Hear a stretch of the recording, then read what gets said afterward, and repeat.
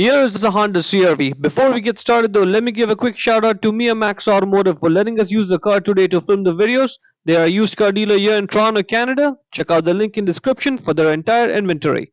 Now go ahead and pop the hatch. You will need a Phillips head screwdriver, a PH2, a thick one, or a socket ratchet combination, an 8mm socket. Okay, either one of them works. Now there are 3 bolts over there. 1, 2, and 3. We need to take them all off for this job. So get the screwdriver or the socket ratchet combination. If you're using the screwdriver, make sure you push it down and then twist it left. So that way you ensure you do not strip the screw. So push down and then twist left and loosen the bolt. Take all 3 of those bolts off and keep them somewhere safe. You don't want to lose them. Now we need to get the light out. For that, push down at the bottom corner, right where I'm pushing. Right? So first push it out at an angle like that, right? And that's going to pop one clip. There's an alignment clip or pin inside there.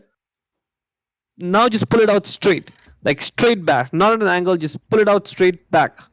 It's gonna pop off, so don't be afraid. That's exactly how it's supposed to come out. And I'll show you what happens and like what it pops out right now though. There's a slider that slides on the green tab over there on the light, and there's a pin on the light that goes in the body there, alignment pin.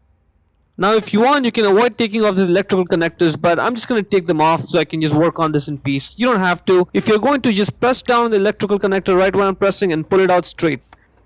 Okay, now to get the tail light out, you have to pull from the bottom edge. You got to pull it off from there and it's going to pop right out. Don't be afraid, the pop is normal, and that's it. Now it's out of the alignment pins and you should be able to just get the entire light out. Again, the key is to pull it from the bottom, just pull it back straight, and that's it. Those are the 2 pins, those 2 white pins, they go over there and there. Alright, now that's the bulb holder. All we have to do is just grab it and twist it left to loosen it, along with the electrical connector. Just loosen it and get it out of the light. Once you loosen it, it should come right out straight. There's the bulb right there. The bulb replacement size number is 168 or 194. Just grab the bulb and pull it out straight. That's it. There's the bulb right over there. Single filament bulb. The bulb number is right there on it. Get the new bulb and simply push it back in. And now let's put the entire bulb holder back into the light. Now when you're putting it back in, you got to make sure that it sort of drops in just like that. You may have to sort of twist and turn around a little bit, but make sure it drops in, sitting flush. Now just twist it right to lock it in place and you're done. When you're putting the light back in, you just have to be sure that you align those pins with the holes over there like that. Make sure you align that, and now all you have to do is just sort of push it in. That's it. Now it's popped in.